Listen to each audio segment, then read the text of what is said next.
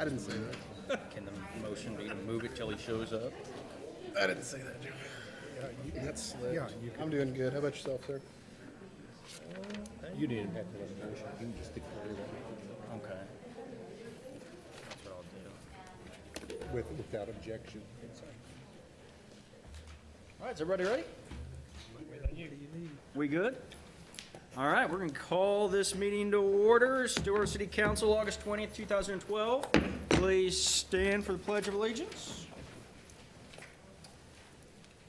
I pledge allegiance to the flag of the United States of America and to the republic for which it stands, one nation, under God, indivisible, with liberty and justice for all. Our first item, we have a proclamation, but it's it's a special proclamation because it is the first of what we as a council, it's going to be a periodic proclamation is probably the best way to put it. We are instituting a city council citizen recognition where we're going to be asking for nominations from the public, and there could be nominations from us, just anyone that would like to nominate someone to receive the City Council Citizen Recognition Award. And it's not a monthly or a quarterly, there's not a specific time frame on it. It's just it's a way to recognize people in our community that do good things. Too often we get too caught up in the nuts and the bolts and the bad and the scary, and we don't step back often enough and really recognize people that are doing good things and they're truly trying to help our community. And so this is just a manner or a method that we want to implement to pat people on the back that deserve it and give some recognition to some people that are helping Stillwater be the special place that Stillwater is.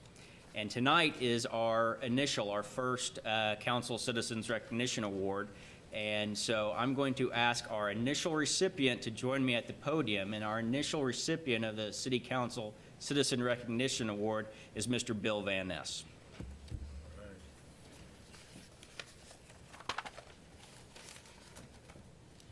Is this mic hot, Mayor?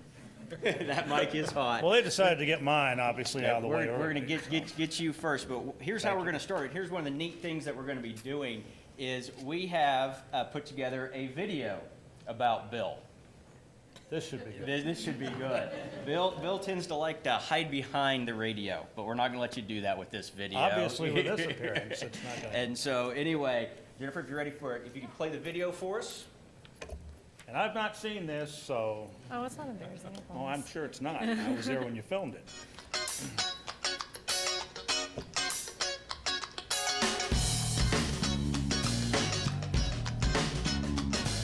If you've ever listened to Stillwater Radio, you're probably familiar with his voice. And it's a 6-0 Stillwater lead. You're listening to Lady Pioneer Softball. Dubbed by some as the voice of Stillwater, Bill Van Ness has been awarded with the first City Council Citizen Recognition Award for his contributions to the city. Well, when Mayor Bartley told me a couple of weeks ago that I was going to be receiving this award, I was absolutely stunned, first of all. And then I told him I was very humbled, very honored to be able to receive this award because it's just something you don't expect in a position that I have.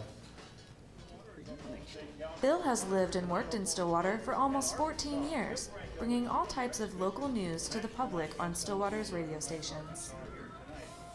It's very, very humbling for me. It kind of puts things in perspective a little bit. I don't do what I do for honors or glory. I do it because I think the public needs the information that we can gather, and the way that we gather it and disseminate it is very important for the community. Mayor John Bartley said he admires Bill for his tireless dedication to the citizens of Stillwater. Bill has for a long time done many things that fly under the radar that people don't see or maybe don't connect back to him, but would miss it if it wasn't there.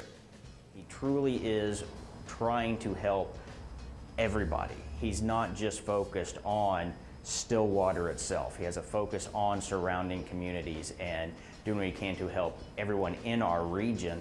And I think that's a great attribute about Bill, and I think it shows something, I think it's a good representation of what Stillwater's about.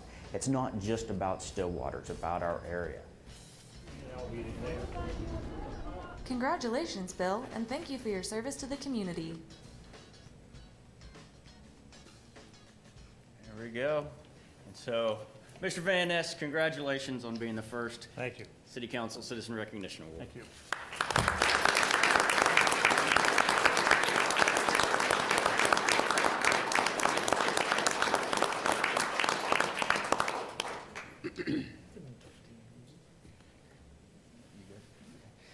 Want to say a few words? I just wanted to say thank you to all who were responsible for this. And again, my opinion has not changed. I'm very humbled and very honored. Now I have to go back to work and cover you guys. Thank you. Mayor, thank you.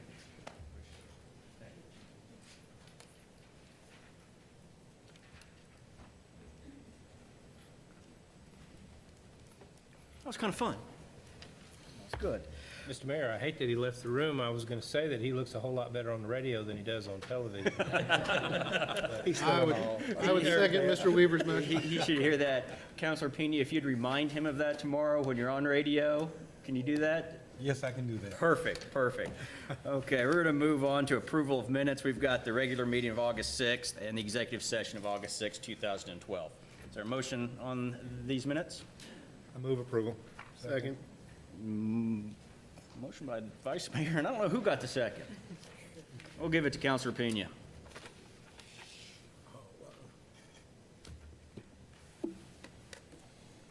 And those pass 5-0, which takes us down the consent docket. And there's only one item on the consent docket. Anyone wish to remove the one item from the consent docket? If not, is there a motion on the consent docket? Move approval. Second. Motion by Councilor Weaver, second by the Vice Mayor.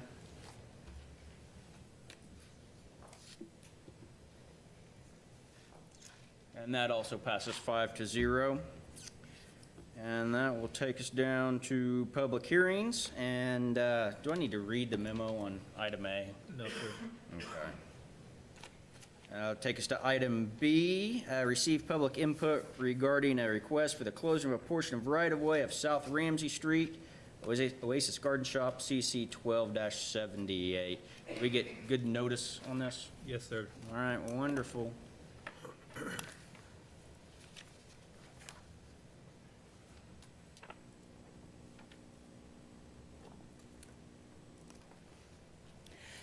Good evening, Patty Evans, Development Services. The request is to close a 20-foot portion of Ramsey Street adjacent to property addressed as 811 West 6th Avenue. The owner would like to maximize the number of parking space on her property.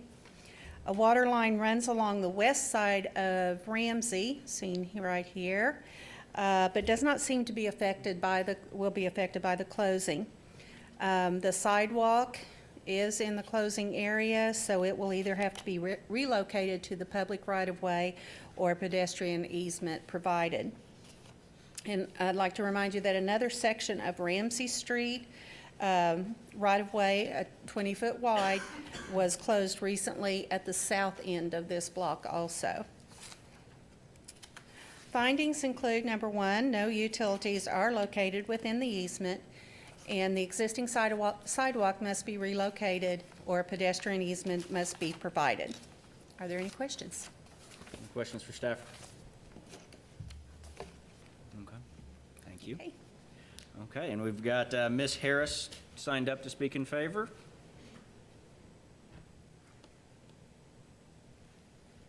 Good evening, Kelly Harris with Keystone Engineering located at 923 South Lowry, here representing the owner tonight. Like Patty said, the owner has just been trying to make this property more desirable to future renters, and one thing she keeps hearing is that they need more parking. And so this is just one avenue that we're proceeding with to gain that additional parking. Wonderful. Do you have Questions for any- Ms. Harris? The owner is here tonight if you would like to ask her any questions. Any questions of the owner?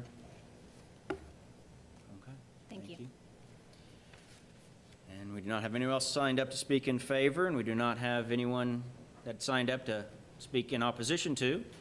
So we'll close the public hearing and ask Ms. Evans to come back up and give the recommendation. Okay. Staff recommends that the council approve the request to close 20 feet of Ramsey Street right-of-way adjacent to property addressed as 811 West 6th Avenue, with the provision that the sidewalk either be relocated or a pedestrian easement be provided. I do have one question. I can't remember how long ago, it was within the last, I think, 6 months, we did approve closing some of the right-of-way to the south of this on Ramsey. Yes. Was it adjacent to this? No, it's not adjacent. It's right along 7th and Ramsey, about 3 parcels of property. Okay. So it's The just the the other, southern- same block? Yeah, it's in the same block on the same side of the street, but it's down on the south end. I know when we addressed the other closing, we found that in part of the original town, there were several streets that were originally platted with a 100-foot easement. With development, there's several of those that have no foreseeable use, and it does restrict development. At some point in the future, we may try to collectively resize those to appropriate size, but this would be consistent with that plan as well. Any other questions for staff? Thank you. Any discussion on this or a motion? I would move approval. I would second it. Well, Mr. Pinion, second. Okay. Motion by Counselor Weaver to approve staff recommendation, and second by Counselor Pena.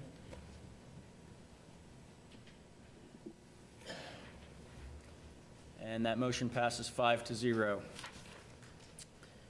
Okay, our next public hearing is receive public input regarding a request from CB Enterprises of Stillwater LLC, map amendment to rezone attractive land addressed as 1530 West 6th Avenue and 521 to 525 South Walnut from RM to RMU.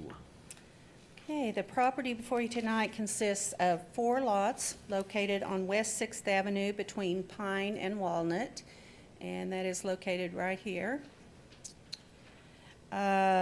The request is to change the zoning to RMU, which is multifamily urban. The zoning on the property is RTM, 2-family and multifamily, which allows a density of up to 20 units per acre. On the west, on the corner of Walnut and 6th, I'm sorry, is that lot is zoned RTM, and then the rest of the area to the west is zoned RSS, small lot, single family. The properties to the north and to the east are all zoned RTM, and directly across from the subject properties is OSU property, and it is zoned public, and to the east of that is the hospital, which is also zoned public. To the west of the OSU property is zoned office. Just as the office and public zoning districts are considered transition zoning between the higher and lower densities, the RTM and RMI, which is shown in this lighter yellow color, are acting as transition zoning between the lower density of the Westwood neighborhood that is located a short distance to the west and the higher density of RMU, multifamily urban, located along University Avenue, Washington Street, and 4th Avenue, shown here on the map in the brown in this area. The RMU zoning district allows up to 50 units per acre, as well as boarding and rooming houses, churches and religious institutions, freestanding self-service facilities, mixed use, and parking lots and garages. The comprehensive plan indicates that this area is appropriate for medium-density residential uses. Medium density is defined as single-family, 2-family, and multifamily uses, but with a density of only between 4 and 12 units per acre. The aerial shows the 2 lots along 6th Avenue, right here, as having existing apartment buildings, while the other 2 lots have single-family residences. Development Services has not received a formal application for the properties at this time, but staff has had a pre-application meeting with the applicant and the representatives. At this time, the plan is to replace the 6-unit apartment here on Pine with a 21-unit structure. By combining all 4 lots, that would make the density 25 dwelling units per acre. Then the plan is to replace this 6-unit apartment building with another 21 units, which would make the density of those 4 lots 50.8 or 51 units per acre. But to accommodate the 42 units, they are going to have to acquire more property to accommodate the parking. For example, if they acquire these 2 lots here, that would make the density 36 dwelling units per acre for the 42 units. And that is the reason for the request to change to the RMU. Findings include the proposed RMU zoning is inconsistent with the future land use of medium-density residential. The proposed map amendment provides an area for high-density multifamily redevelopment opportunities. Traffic access from the site to Highway 51, 6th Avenue should be evaluated at time of development proposal. And with any development proposal, utilities must be evaluated to ensure adequate demand capabilities. Are there any questions? I have one. You said that the proposed RMU zoning is consistent or is not consistent? Is not consistent with the comprehensive plan. What is the height maximum for RMU? 40. Thank you, 50. 50 feet? 50 feet, yes, thank you, Tom. Any other questions, staff, right now? Okay, thank you. All right, now, open up the public hearing, and Ms. Harris has signed up to speak in favor of this item also. Good evening. You're going to see me at least once more tonight, too. Again, Kelly Harris with Keystone Engineering, located at 923 South Lowry, here representing the owners tonight. We have gone through some preliminary designs, and our design right now calls for a density of 25.3 units per acre, which would put us snugly into the middle RM zoning. With the second phase, the second 21-unit building, that would push us into needing the RMU, which is we're going ahead and asking for our full design phase or zoning at this current point in time. We would, with that density, we would have to, the parking would limit how many units we would have on that tract of land, so we are already looking at obtaining another piece of property to have that parking. But we feel that this zoning district is still in the transition zoning from stepping down from the office that is currently located on the south side of 6th Street. We see 6th Street as a main corridor for town, and that it's not uncommon to see the higher density tracts of land along that corridor. I agree that if this was north off of 6th Street inside of that RMU bubble, this probably would not be appropriate. But since we have direct access and along that 6th Street corridor, the higher density we feel would be acceptable. We have already looked at a preliminary traffic flow through the site. We're concerned as well as people entering and exiting off of Highway 51, so we plan to use that as an exit-only right turn, so they're not crossing any lanes. Again, I know that that's going into more information that you need tonight, but just so that you know that we're still thinking ahead and trying to get it to work on this site. There is existing utilities out there, and of course we would have to determine if those are adequate at the time of design. But we feel that that's a step-down zoning to the lower intensity residential zones that are north of this tract. Do you have any questions? The owner is here if you've got any questions for him as well. Any questions for Ms. Harris or the property owner? Thank you. Thanks. Okay. And we do not have anyone signed up in opposition to this, so we'll close that public hearing and ask staff to come back up. At its regular meeting on August 7th, 2012, the Planning Commission voted 5-0 to accept staff findings and recommend that the City Council approve the map amendment as requested to RMU Residential Multifamily Urban. It appeared from the notes from the Planning Commission meeting that there was a pretty thorough, Planning Commission, it really looked like they dug into this. Were the minutes reflective of their investigation? I believe so. Any other questions? Could you put the map back up? And I had a little trouble orienting on. Sure. Go over again exactly where it's located.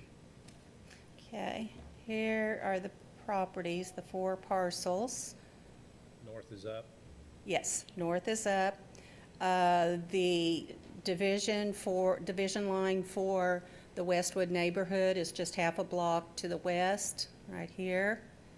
Goes all the way up to University, back to the east, and then up to the, so everything west of that is the Westwood neighborhood. Okay.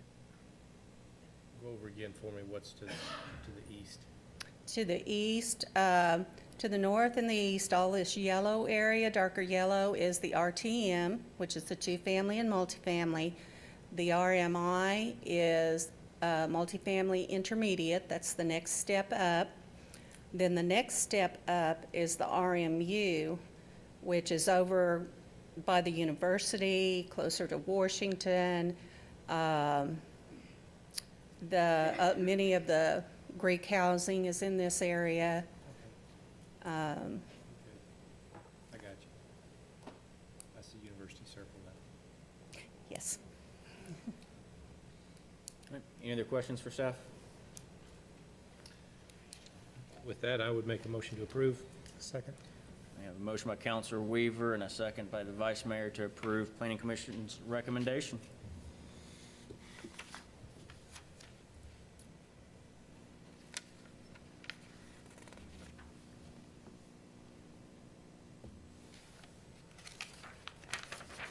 And that passes with 4 affirmative votes and abstention by Counselor Scott. All right, our next public hearing is to receive public input regarding a request from Bible Baptist Church to close a portion of the right-of-way of North Young Street located adjacent to property addressed as 115 North Young. Bible Baptist Church is requesting to close North Young Street adjacent to their property, extending from the Virginia Avenue right-of-way northward approximately 145 feet. The church owns lots on both sides of the property. This is the church, and this is church property. Or both sides of Young Street, and both properties are zoned RSS, small lot, single family. A church has to have a specific use permit to be allowed in the RSS zoning district. The current SUP covers the property on the east side of Young Street, but it does not cover this lot on the west side. The closing of the right-of-way will allow the 2 properties to be joined, therefore the SUP will cover both. Is Jardo there to the left? This is Jardo, That's Jardo. yes. That's Jardo. That's Jardo here. This is the Virginia Street right-of-way. Even though there's not a street there, we do have the right-of-way. Question, Yeah, I didn't remember there being a street.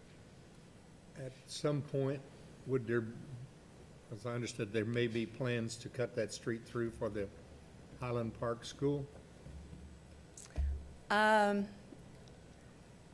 It's a possibility sometime in the future, when, we don't have a time frame. But if we close that right away, what would that mean? Okay. We wouldn't be able to do that. Well, you'd still be able to cut Virginia Street through there. Not proposing to close Virginia. We're not closing the Virginia Street right-of-way, it's just the Young Street right-of-way. It's all right. That hatched area. The hatched area, yes. I'm okay. Okay? And the church owns the properties to the Yeah. length of that hatch here? This area and this area. Not above? What are those two properties above? These are single-family homes, privately owned homes. And I will get to that in just a second. Currently, there is a drive, kind of a private drive from Jardo that is partially located here on the church property, and that's used to access the properties to the east of the church, and that drive will be closed. The applicant is proposing a 60-foot wide, 145-foot utility easement, basically the area that is being closed, for access to the utilities that are in the Virginia Street right-of-way. The applicant is also proposing to provide access agreements for all affected property owners. The applicant will also have to provide an approved fire apparatus turnaround at the end of Young Street or provide an approved access through their property back to Jardo Street. And I believe this will be addressed with the utility easement. It'll probably be a utility and fire apparatus easement. The findings include, number one, the applicant has proposed to replace the right-of-way with a utility easement and private access easements. Some form of approved fire apparatus and public turnaround is required by code on any dead-end street greater than 150 feet in length. Oops, sorry. With that, are there any questions? Any questions?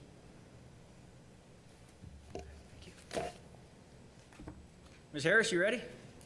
Ms. Harris is signed up to speak in favor. Or you just go from one side of town to the other. I should have sat closer. Again, Kelly Harris with Keystone Engineering at 923 South Lowry, here representing the church tonight. They do own, I'm going to try to go back to this map if it'll pull it back up.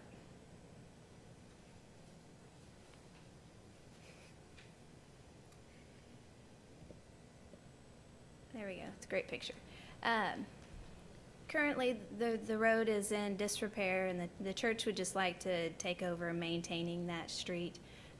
They have approved plans to construct a parking area and a new drive from the new Jardo into their church. This is going to be their new main entrance. It's going to look great. It's going to line up with the new facade and building addition that they're doing currently to their church. And so just being able to upkeep this young street to the standards that they're currently putting in means a lot to them. We can work with the city to provide fire apparatus turnarounds and maybe some of the new drives that we're providing, and that can be covered under the easements. Basically we're taking out the right-of-way, but providing the same width easement for utilities to be accessed through. So this south end of the closing will line up with the north side of Virginia right-of-way. So there could still be that future access onto the east. The church has talked to all four of the owners, the two to the northwest and then the two to the east, and all of them are agreeable to a private access easement.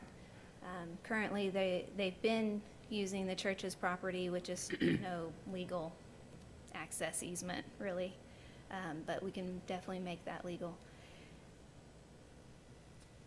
Pretty much covers everything, I think. Do you have any questions?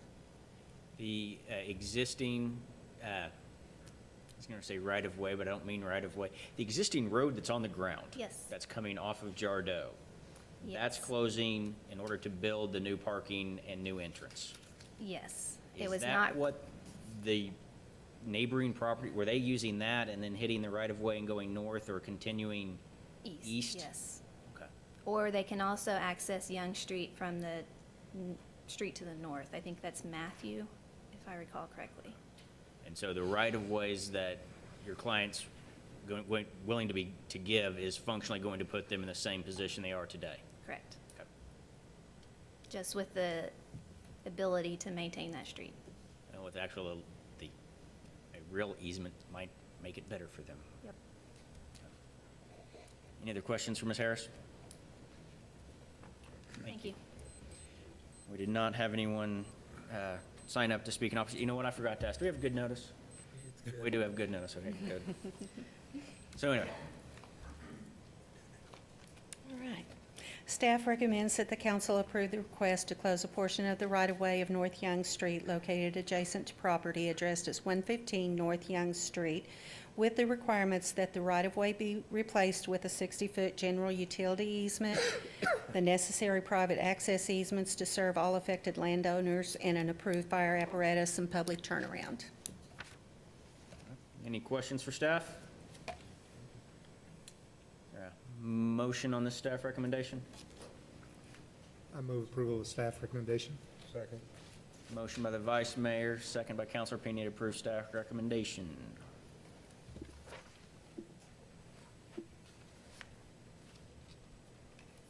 And that passes 5-0. That takes us down to general orders and Stillwater Community Endowment Fund splash pad presentation. Mr. Duggar, I believe. All right.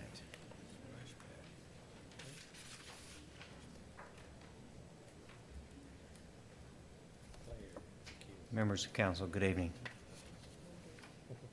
Paige is going to, we're going to have pictures here in a second if we can figure out how to run this thing. We may have to have staff help. Somebody, Patty? Show the council that good flash drive. That's classic.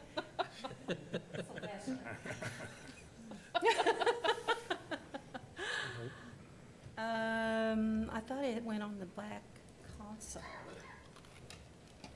but I don't see it. Seems like it would. Do you know where it goes?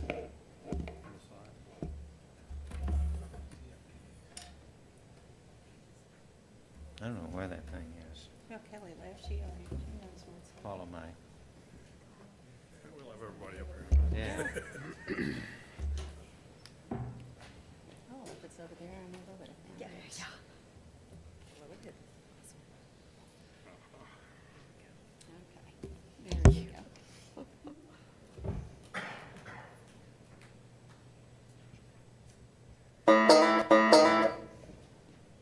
I think you got plugged in. Can I speak? Say that's in there.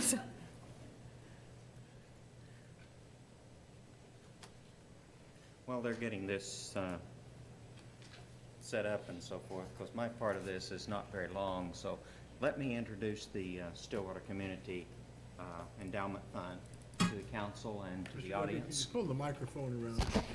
Okay, better?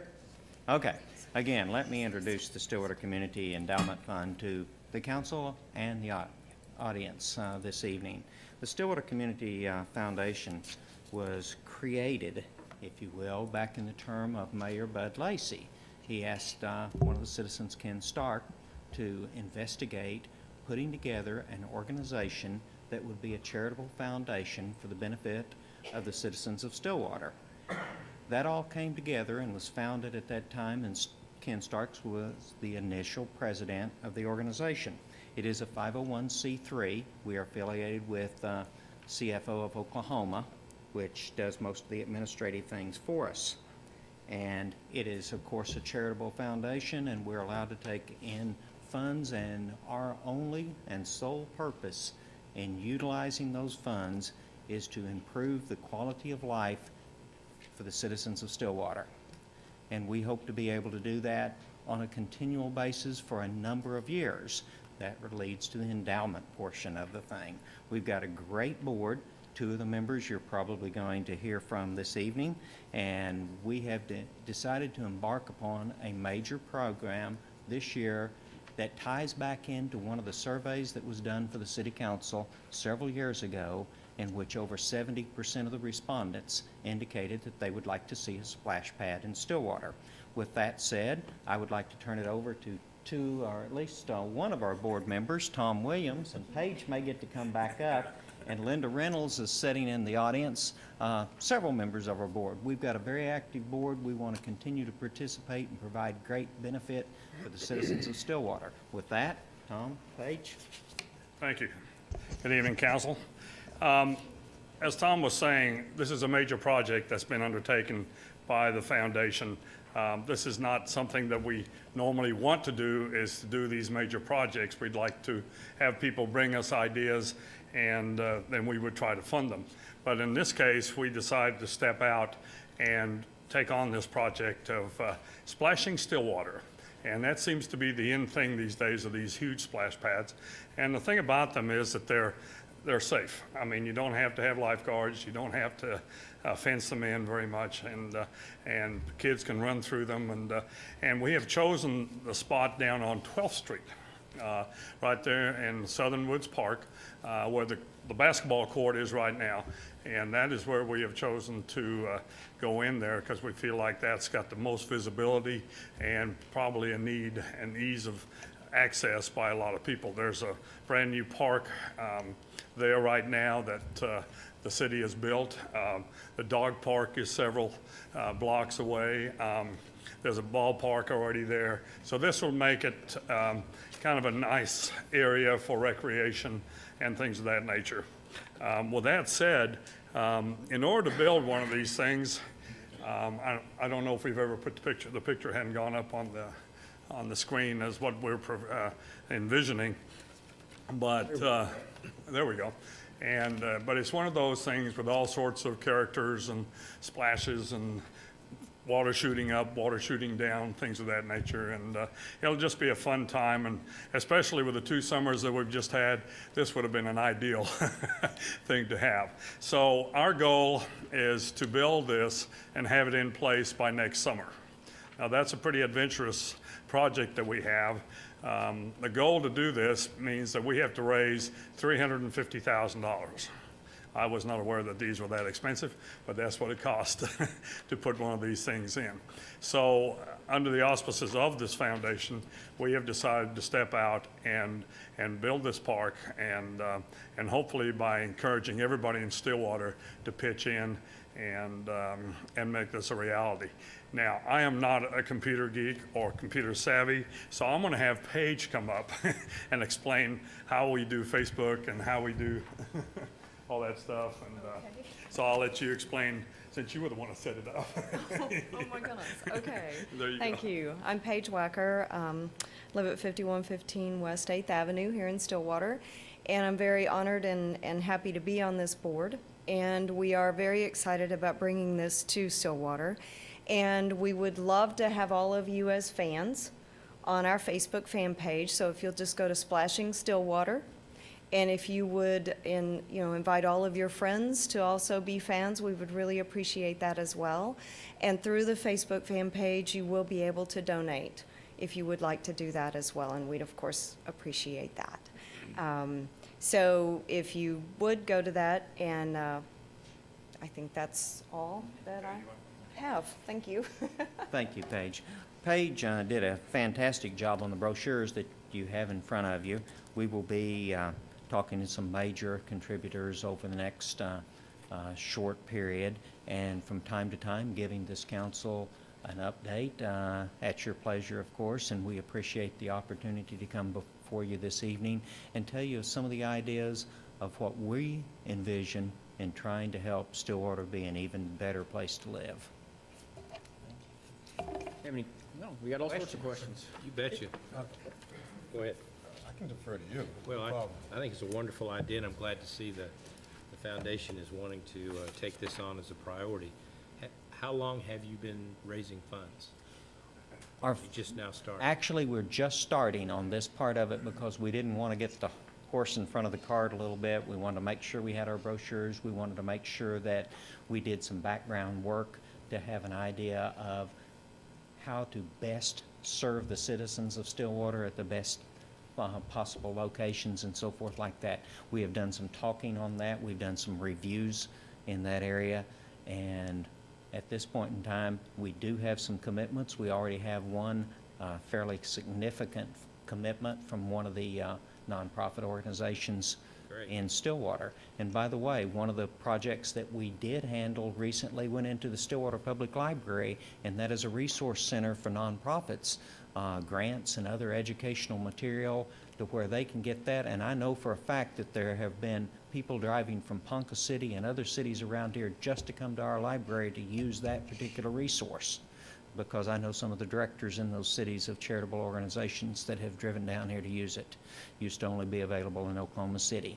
We felt like that was good for the entire community because it expands the ability of all the organizations to serve the community. Other questions? I was going to just ask Paige, would you make a commitment that you would keep these two guys off the splash pad if we were able to raise them? Almost wore my swimsuit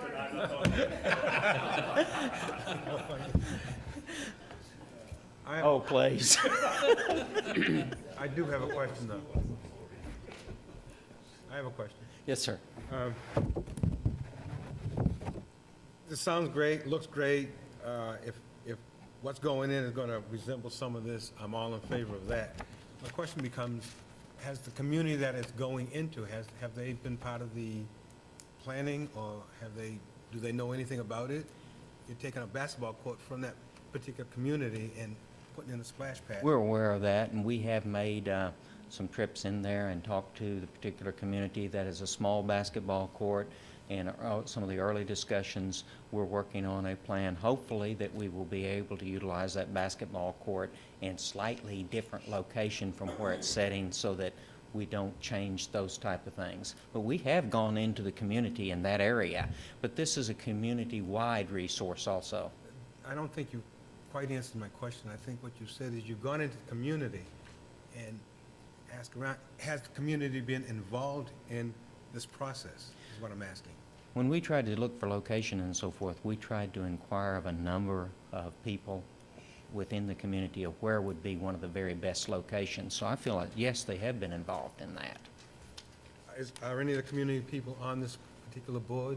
The board members that, everybody that we have on the board is a Stillwater citizen, if that's... Sir, I think we're missing the point. We just put a dog park in Southern Woods. Yes. And it's beautiful. Yes. I'm all in favor of that. And we just put a brand-new park down there, all in favor of that. But what I begin to see is that those things are just put there, but the community has not been actively involved in it, and that's what I'm asking. Has the community been actively involved in the splash pad and what it's going to do for that particular area? I know it's going to do some good things, but I'm wondering about community involvement. As we were trying to select a location that we thought was the best, we were not only using our board, but input that every member on the board knew other people and telling them about it and trying to determine where would be one of the best places for Stillwater for the accomplishment, for enhancement, if you will, of quality of life in Stillwater. That's how we picked that particular one. So I think there has been involvement in it from the very start. In Councilor Pena, since it is on city property, it would take the city allowing this. This is not just one group that is saying, this group is proposing this to be a location. There is nothing set in stone as far as it's got to be in this exact location. So I interpret what the Community Foundation is doing is not only from the research they have done, tonight is a public kickoff. I may be a little too dramatic about that. That's but a good choice it's words. the public kickoff of concepts. Here is a target. I've not heard anything from the foundation or from anyone else that has said it's here or nowhere. And so I think we're a little out of order there on thinking that something's slam dunk and people have been ignored. Now, I'm not looking at the ignoring portion of it. It just seems to me that this is already put together, and I was just asking the question whether or not community was involved. Not that a decision has been made. I just want to know if the community is aware of this. Okay. Any other questions? Well, I do remember, as Mr. Duggar said earlier, there was extensive feedback that we did garner from the city of Stillwater that, interestingly enough, a dog park was really something that the people wanted to see, and a splash park was also something the community wanted to see in Stillwater, regardless of where we might put it. And so I think it's a great project, and I wish you the best of luck in raising the money. Thank you. Any other I questions? think part of that goes back to Mr. Duggar's comments about the community-wide survey that was done a few years ago, and 70% of the responders indicated that they wanted a splash pad in Stillwater. But I think that's a pretty significant public input as well. And I think the beauty of a splash pad concept is that unlike a swimming pool, that you've got to have such demand to even justify one, and it is very limiting to location. Not that a splash pad is cheap, but it's a whole lot less expensive to install and maintain and keep going than a swimming pool. I would love for the concept of multiple splash pads around in different locations in town. I think that's the future of outdoor water entertainment. And so I think this is a wonderful start, and you've got 2 thumbs up and a thank you, at least from me, on this group working towards that. I think it's definitely accomplishing the mission and the goal of the foundation. Any questions or comments on that? Gentlemen of the council and Mr. City Manager, thank you for your time this evening. Thank you. Thank you all.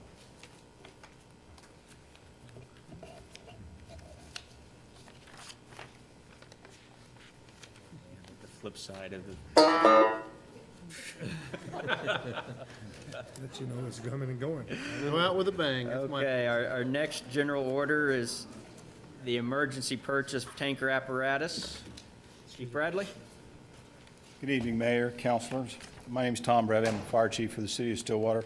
I come before you tonight to ask authorization for the emergency purchase of a 3,500-gallon tanker tender for the Stillwater Fire Department. As you're well aware of, the last month has been rather devastating to our community and our rural response area. From that, the first week of August, I was contacted by the Director of Public Safety, Chief McNichol, and inquired about the capital outlay or the capital plan that we had and the future purchase of a tanker tender for the Stillwater Fire Department. After discussing it with Chief McNichol, I went back and had a discussion with the staff and since the big fires, and one of the items that was identified that we should consider moving up in the process of purchasing is a tanker and tender. We contacted 7 different vendors, and the criteria that we put before the vendors was immediate delivery, 3,000 plus in capacity, 1,000-gallon pump, and pump and roll capability. From that, we had a number of vendors that have tankers that are tenders that are available for immediate delivery. Of that, we identified one vendor who has a truck, which is what Edmond, Oklahoma uses. We took a trip to Edmond, we looked at the truck, we talked to the staff of the Edmond Fire Department and got their input on that. And from that, we developed a report that was submitted to the council for your review. From that, we've went back and we looked at the proposals that were submitted by the manufacturers.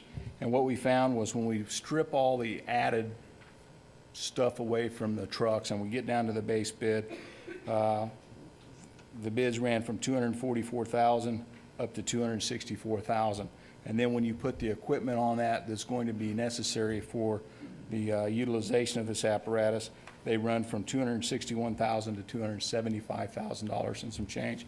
What's unique about this truck that we're going to propose for purchase is that it has pump and roll capability and it has a 500-gallon per minute automatic nozzle, which would allow us to pull up and fight fire from the road to prevent it from jumping the roads, as well as if we get into a situation that we had in along the Fairgrounds fire or the Glencoe fire, is literally roll up to a house, be able to use the monitor, extinguish the fire with 500 gallons of water per minute out of the nozzle, pull back, move to the next house. What's really unique about this truck that we're proposing is it has a vacuum tank, which means we can pull up to a swimming pool, literally drop our nozzle or our intake into it, drain the pool, and pump that water to wherever we need it, or do tanker operations where we shuttle the water back and forth. This truck goes along with the grand scheme of things for the future because as infrastructure ages and we have major breakdowns within the infrastructure, we have the ability to do tanker shuttle operations along with automatic aid of Perkins and be able to maintain a water supply for those houses that don't have adequate capacity in the mains at the time. So this truck has a lot of options that are really necessary to take us to that next level. Additionally, if in the future the city of Stillwater increases the footprint of the city limits, this will be a carryover until infrastructure is put in place to maintain fire flows within the water system. With that being said, sir, we've three options tonight. One is to authorize the staff to make an emergency purchase for a tanker apparatus from E1 Fire Apparatus, or to direct the staff to develop specifications and solicit formal bids for the purchase of a tanker apparatus, or reject options 1 and 2 and defer the tanker purchase until a later time. With that being said, I'm available to answer any questions you may have, sir. Questions? Yes. Just one question. If you were to go with option 1, how long would it take before you would take delivery? Delivery of this apparatus, I talked to the manufacturer today. It's currently just finished a trade show in Georgia. It will immediately be diverted to Stillwater or Chickasha, Oklahoma for final outfitting of the automatic nozzle and then be delivered to Stillwater. It could effectively be put in service yet this season. Yes, sir. Okay, good. I anticipate 7 to 10 days.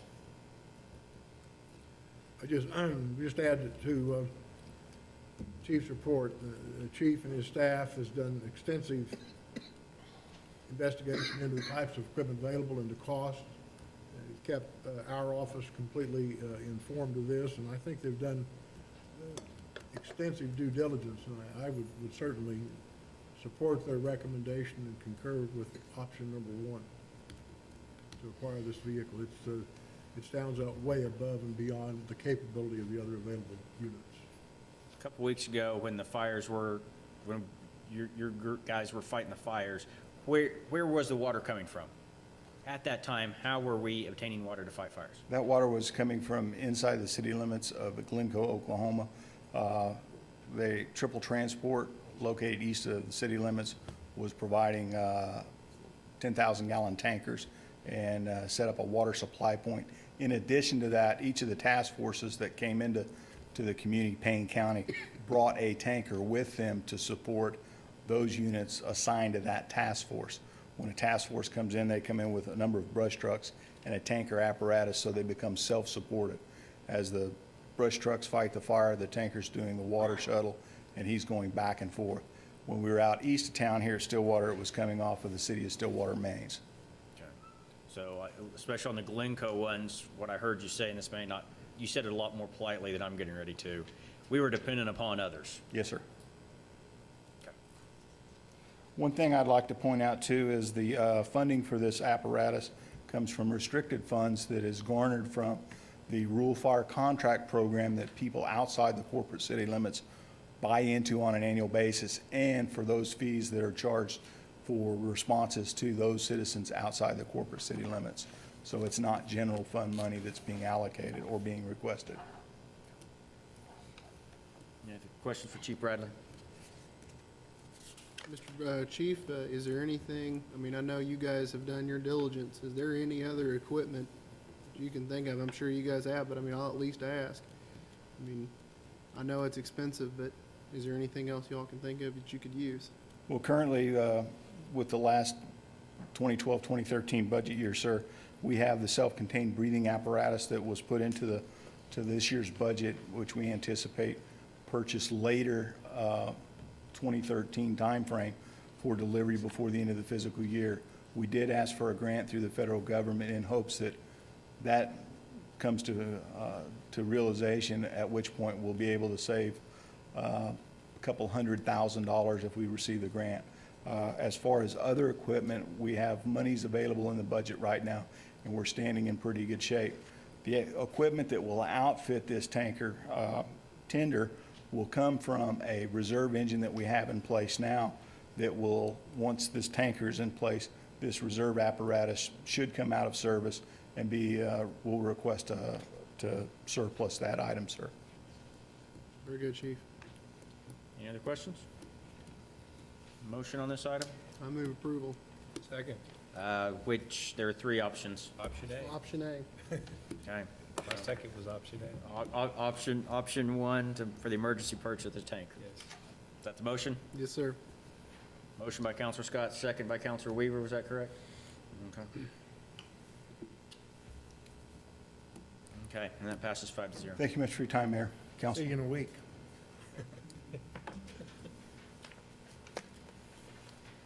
Okay. That takes us down to ordinances.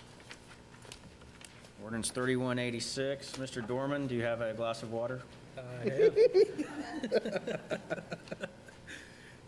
An ordinance amending the Stillwater City Code regarding the 2009 International Building Code, amending Chapter 10 Buildings and Building Regulations, Article 3 Basic Building Code, Section 10-54, Article 4, 1 and 2 Family Dwelling Code, Section 10-90, Article 5 Property Maintenance Code, Section 10-111, 10-112, and 10-13, Article 7 Existing Building Code, Section 10-234, 235, and by creating Section 10-237, Article 8 Plumbing Standards, Section 10-289, 10-290, and 10-291, Article 9 Gas Standards, Section 10-374, 10-375, and 10-376, Article 10 Mechanical Standards, Section 10-396, 10-397, and 10-398, and by amending Stillwater City Code regarding the 2011 National Electrical Code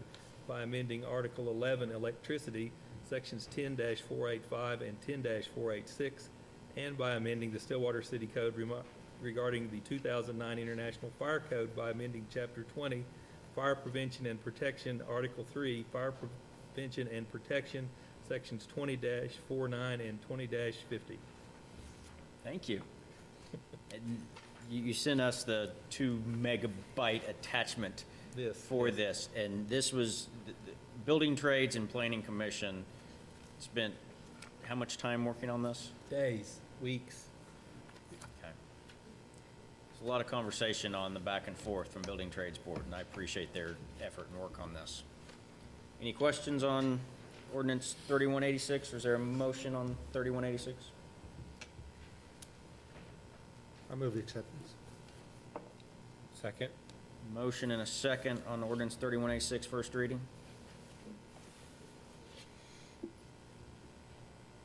And that passes 5-0. You want me to read the next couple? That'd be easier. Okay. An ordinance amending the Code of Ordinances of the City of Stillwater by amending Chapter 2 Administration, Article 6 Financial Affairs, Section 2-612 Purchasing and Limitations.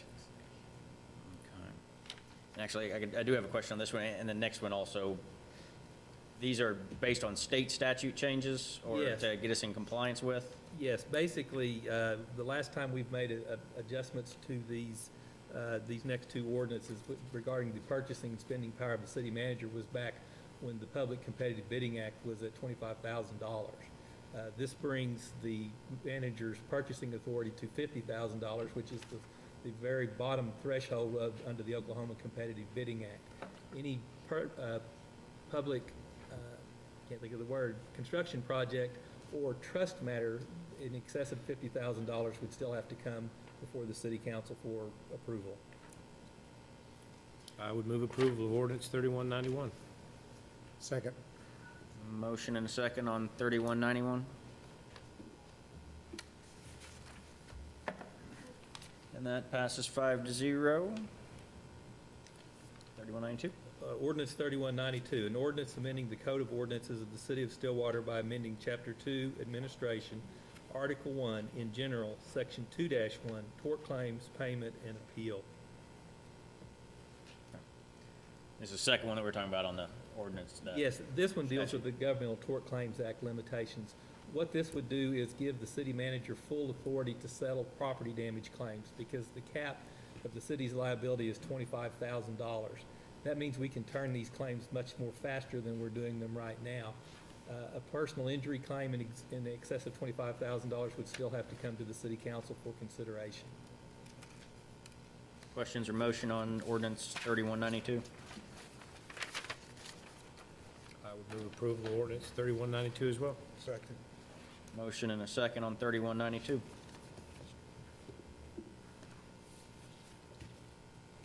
That also passes 5-0. 3193? An ordinance closing a 10-foot utility easement at property addressed as 802 and 820 South Perkins Road. Questions? Motion? Move acceptance. 3193. Second. Motion and a second on ordinance 3193.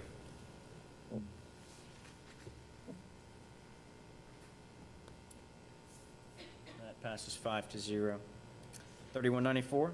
An ordinance rezoning properties addressed as 1201, 1205, 1209, 1213, and 1217 North Ramsey Street from RSS, small lot, single-family residential district to RTM, two-family and multifamily district.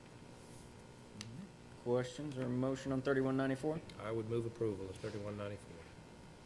I will second. Motion and a second on 3194.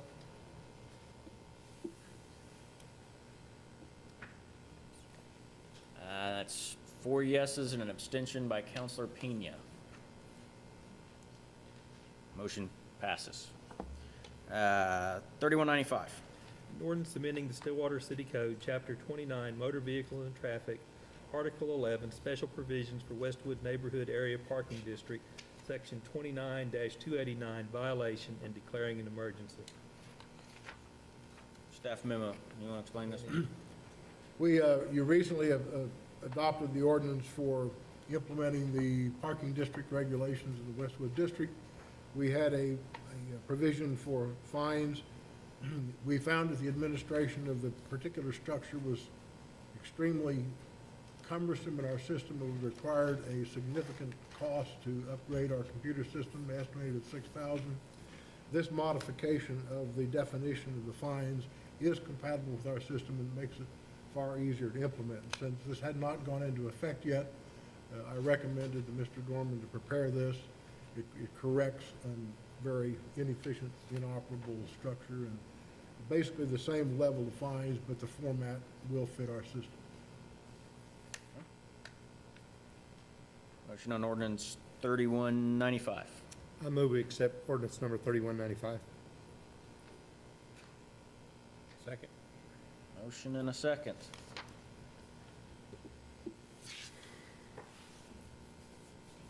And that passes 5-0. We can move on to second readings. Ordinance 3187, an ordinance amending the Stillwater City Code, amending Chapter 10, Buildings and Building Regulations, Article 2, Building Trades Board, Section 10-22, Members, and Section 10-24, Expedited Administrative Appeal Procedure. Motion on 3187. I'd move approval. Second. Motion and second on 3187. That passes 5-0. 3188. An ordinance amending the Stillwater City Code, amending Chapter 23, Land Development Code, Article 2, Administration, Division 2, Boards, Commissions, and Groups regarding the Planning Commission, Section 23-25, Membership, and Section 23-27, Quorum and Voting. Move approval. Second. We have a motion and a second on 3188.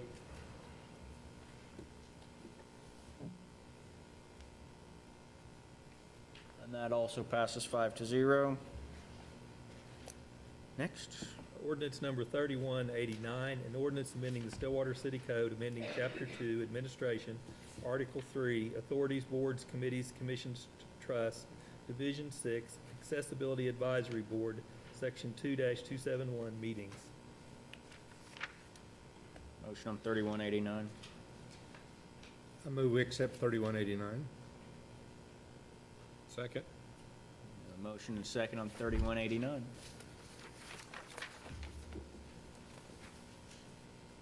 That also passes 5-0. And our last ordinance of the evening. Ordinance number 3190, an ordinance amending the Stillwater City Code, amending Chapter 2, Administration, Article 3, Authorities, Boards, Committees, Commissions, Trusts, to dissolve and repeal in its entirety Division 8, Stillwater Wellness Committee, Sections 2-323 and Section 2-330. Motion on 3190. I move we accept ordinance number 3190. Do we have a second? Okay, I'll second it.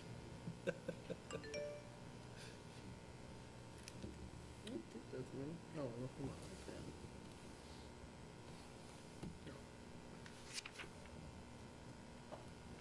What happened there? We only had 4. You're missing me. I voted yes. Let the record show. It's tabulated.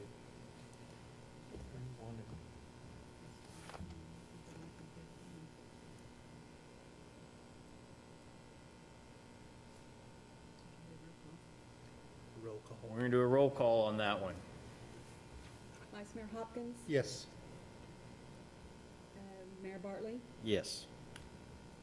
Counselor Scott, Yes. Counselor Weaver, No. and Counselor Pena. Yes. And that motion passes 4-1. That's taking us down to reports from officers and boards. Mr. Dorman. Request an executive session pursuant to 25 OS subsection 307B4 for the purpose of confidential communication regarding pending workers' compensation claims filed by Darrell Manning and Carrie Bailey. It is my opinion that public disclosure of these matters will seriously impair the ability of this office to, the city council to process this claim and/or conduct an investigation and/or prosecute or defend any resulting litigation or proceeding in the public interest. Mr. Galloway. Nothing further to report this evening? Okay. Counselors, anything from you guys? I might ask, where are we on getting the parking consultant lined up and under contract? The parking consultant is working on the project. We discussed that today. Tentatively, we'll have a preliminary report, I believe, on September 6th. We will be working with the parking consultant. He's scheduled to be here in mid-September, and so we should get an update. Good. Anything else from you guys? We've got a couple items. Tomorrow, radio show, 8:15 on KSPI AM. Counselor Pena will be there tomorrow on the 21st, and then Counselor Weaver is scheduled for the 28th. And then I want to welcome back and say have a great year for all the students, both OSU and the Stillwater school system, all starting today, and pure chaos. I'm not sure if Stillwater schools are at an all-time high. No chaos. I apologize, Dr. Kane. I apologize, but yeah, Stillwater enrollment's up, OSU enrollment's up, and it's I'm looking at that as proof it's a good time to be in Stillwater. Certainly. So anyway, welcome back, students, Dr. Kane, and off we go. were you at the middle school today? Yes, sir, I was in 5 schools today. You had 5 of them? And school board. You didn't see our chaos, though? No, sir. Okay, good. Anyway, end result, let's pay attention to school zones and watch out for the kids. Amen. Okay, that takes us down. Oh, do we have items for upcoming meetings?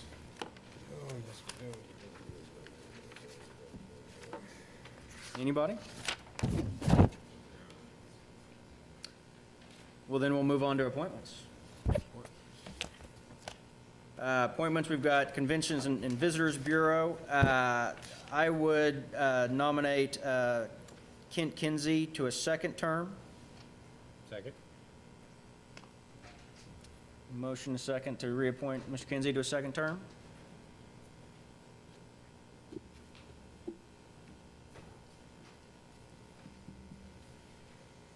That passes 5-0. And then I would also nominate for the 2 empty seats, I would nominate Doug MD and Carrie Holsey Green to fill the 2 empty seats. And I'll second that as well. Can we do a roll call on that one? Oh, I yes. missed that on the agenda. Mayor Bartley? Yes. Counselor Weaver? Yes. Vice Mayor Hopkins? Yes. And Counselor Scott? Yes. Counselor Pena? Yes. Motion carried 5-0. Okay. That's all we have. With that, we're going to recess this meeting before we go to executive session, and I will call the meeting to order for Stillwater Utilities Authority. Now we're trustees. Like my note, Dan? Yes, right on, Mr. Chairman. Thank you. First item is approval of minutes from our August 6th meeting. So moved. Second. Motion by trustee Weaver and second by trustee Pena to approve the minutes. And that passes 4 with an abstention from trustee Scott. Takes us on down to general orders. Item A. We've got item A.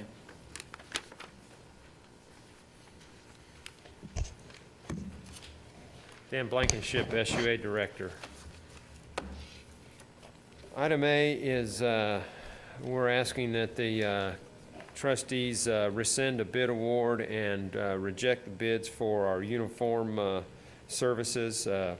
On the 30th of July, we presented bid results to the trustees, and a bid was awarded to the lowest, what we believe was the lowest responsible bidder. After making that award, we received a letter of protest from the other bidder. We were aware that there had been a technicality with the bid. We had reviewed that technicality, determined that the technicality did not create any adverse issue. But then upon further investigation, we determined or found out that as a result of that technicality, that one of the bids was not opened in public.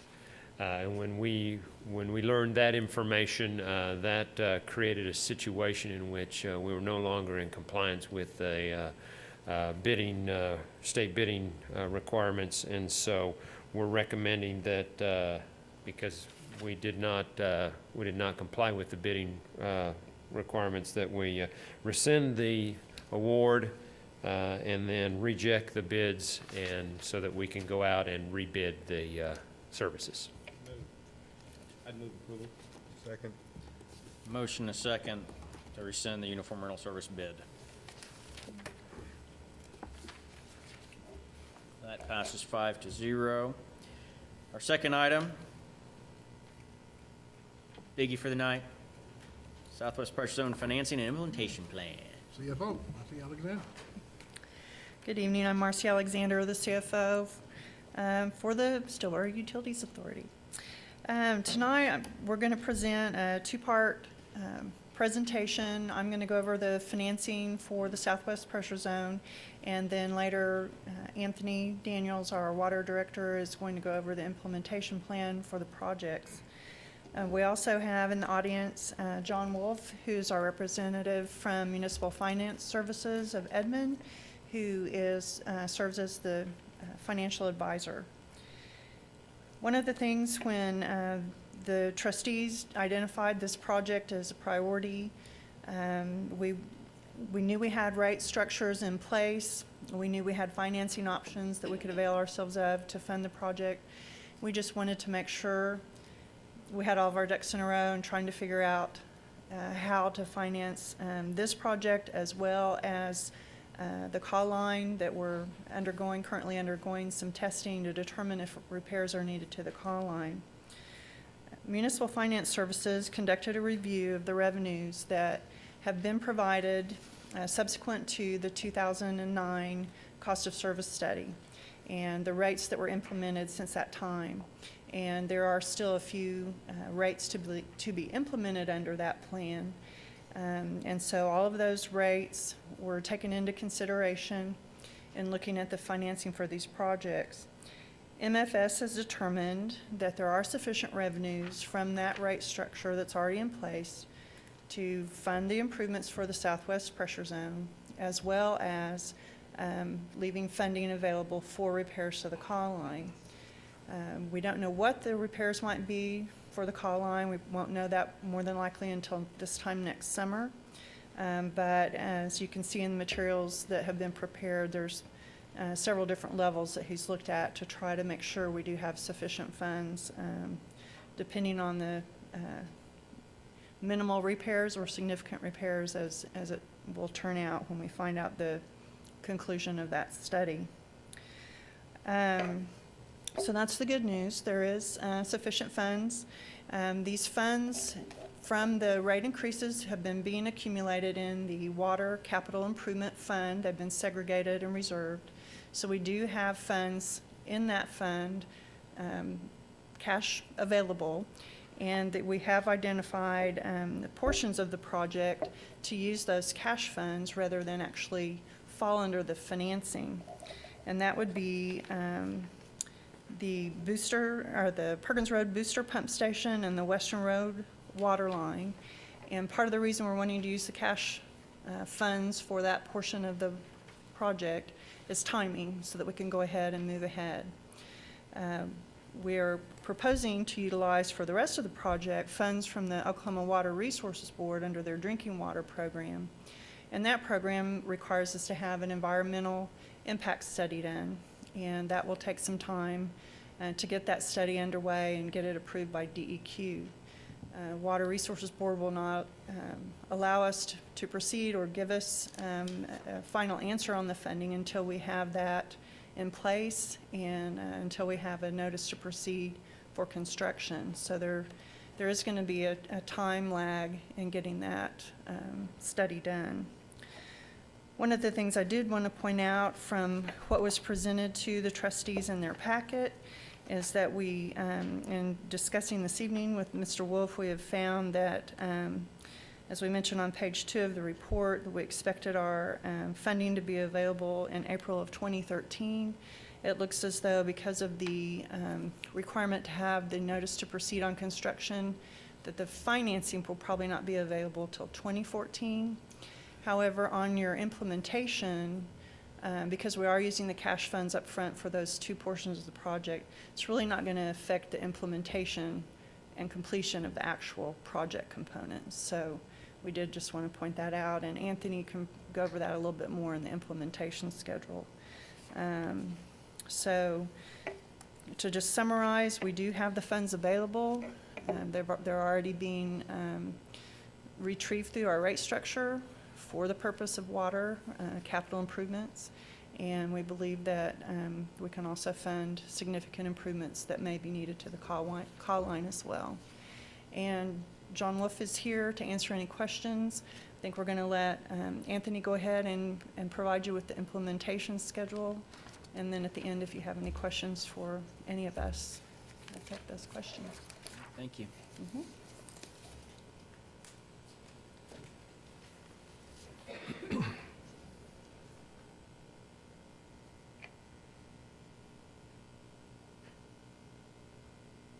Good evening, Mayor, council members, and staff. I'm here to discuss a little bit more on the accelerated implementation schedule that we have presented to you all tonight. As Marcy pointed out, the Perkins Road Booster Pump Station and the water line on 44th to 56 and 56 to 44th that brings water from the new tower, we will proceed to design and construct using our capital funds that we have accumulated over the years due to the rate increase. And the other 5 projects, we will hire consultants to start designing and identify the easements that need to be required, because as Marcy pointed out, the loan, in order to get the loan funding application approved, we need to identify the easements, and the environmental impact assessment needs to be completed as part of the loan application process. I like to point out one challenge that we will have is acquiring the easements. Okay, I just wanted to bring it out tonight to tell you we'll try our very best to get the easements, but there could be some challenges which could delay the project, but I hope and pray it doesn't happen. Okay. With that, I'll be glad to answer any more questions you have. When you're saying potential issues of acquiring easement, is that just kind of the generic catch-all, sir? There's not a specific issue that you've identified, just the generic acquiring of easements, potential issues? Not at this moment, sir. You have heard of the not in my backyard syndrome, so.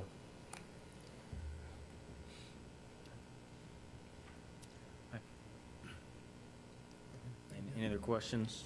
Ready for either Ms. Alexander, Mr. Wolf, or Mr. Daniels? Does this mean that 56 will finally be connected? Yes, sir. Stillwater line? Yes, sir. That's the water line from 56 to 44th will be connected as part of the first project that we will get going. The two key components is on your schedule is Yes. the booster pay station on South Perkins will pump water to the tower. And this also includes the line from the tower Our- to 44th into the zone. And if you noticed by using cash on hand to start this, it enables us, our current projection is to have that construction completed and online by September 2013. It's a pretty fast track. At the same time, with the council's approval of this plan of action, we'll have the other financing started in place through application to Water Resources Board. Also start the process of the environmental impact analysis to obtain the FONSI, the finding of no impact, we hope. So this lays everything out, complete schedule. I think it's aggressive, but the good news is we could have key components of this online in a year. Yes, sir. With September sounds good, but June or July would be better. We will try, When you Mr. Lee. negotiate, or I assume we won't build it in-house, we will contract out. Yes, sir. Have you contemplated negotiating with, and I know we're a little ahead of the game here, we could contract where we could double shift. We could work, triple shift if we needed to get the line in service quicker. That's the goal, and that's the plan we have in mind. Good. Always a little hesitant to put the date out there. We were certainly hoping something much earlier than September, but we think that's a safe. How about before it gets hot and dry? Get the date. That's our desire too, Mr. Wheeler. We're gonna put the line in, it'll probably rain every day. There you go. I'll run that risk. We'll take it. I'll run that risk. Okay. I think this is more of a money question. Thank you. I just want to thank you, Mr. Daniels. Yes, sir. We've got money on hand to get going on the project because we've been saving the money for the last 5 years. Is that short version? And we will still have, even by paying these initial projects with cash on hand, we will still have sufficient funds for the projected projects we still need to do, being called the remainder of the Guernsey report, but it'll be through a financing method paid back by those rates. Yes, we're also anticipating to have some of the cash-on-hand funds available for our engineering up front, and the engineering costs, we could ask for reimbursement under the financing. But yes, it would be a combination of using the cash on hand we have now, plus financing. And the financing will be paid back through that water improvement capital fund. Yes, through the future funds that accumulate through there. Thank you. Any other questions? As scary as this may be, that might be some of the best news I've heard, and I don't know how long. So, I agree with that. I agree. anyway, thank you. Thank you for the information. Thank you. Okay, I switched gears on that. Okay, next, I'm sorry. We weren't anticipating an action on that, were you, Marcy? I say, Other than we recommend the council approve that financing approach and authorize us to move ahead with that financing plan and construction schedule. Again, specific items for your approval on financing, et cetera, will come back to you, but I would recommend that you approve and authorize the staff to proceed along the lines of the financing plan and implementation schedule you were presented this evening. We're kind of wondering why you're not done already. I know that, Trustee Weaver, but we're Yes, trying. we basically need to get in line with OWRB and get the consultant ready for the environmental study. I think what you're going to hear from the trustees is put the foot on the gas. Is there a motion to put the foot on the gas? So moved. So, There- I second Cody, that. And I heard Cody's second.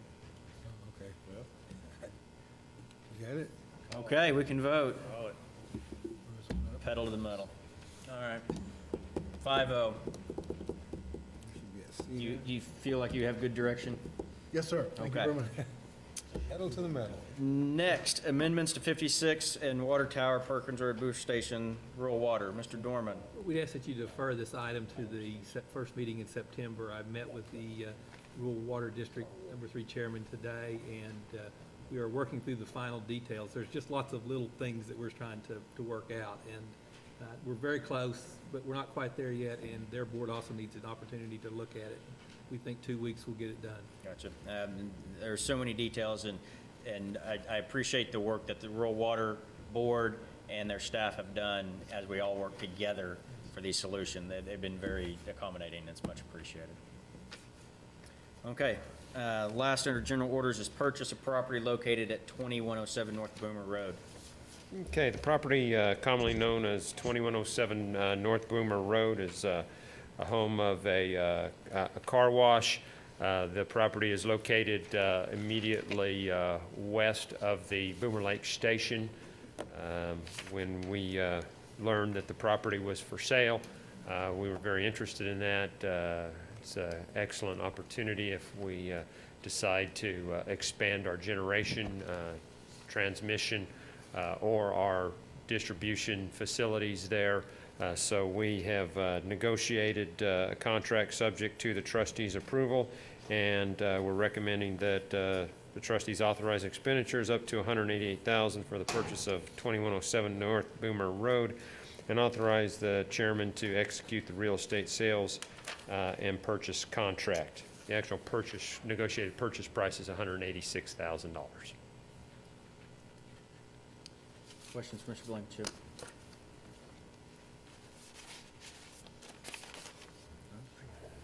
You need a motion on this? Yes, Yes. we need a, I would recommend approval. I just would say I appreciate Mr. Blankenship's work diligently negotiating this. This is below asking price and significantly below appraisal. So we think it's a good purchase for the city to recommend approval. We have a motion on this item? So moved. Move approval. Second. We have a motion, a second, to approve this item. And that passes 5-0. Have any announcements?